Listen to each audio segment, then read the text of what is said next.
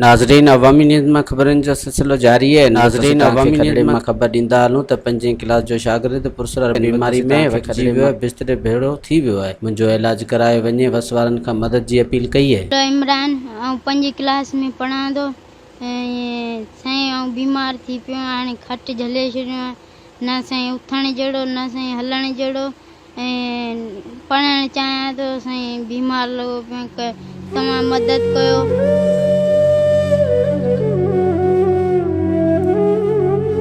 साल खां वठी साल ॾेढ थी वई बीमारी है, यकी बीमारी है, इलाज करायो, इलाज खां फ़र्क़ु कोन पियो।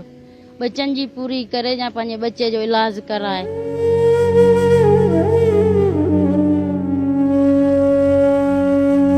असां पंहिंजे बच्चे जी हालत ॾिसूं था, असांखे मानी बि कोन थी वणे, ॿिया बि बच्चा मुंहिंजा बुख ते पिया हलनि। मज़ीद खबरों और तफसीलात के लिए विजिट करें हमारी वेबसाइट www.awamiNewsHD.com।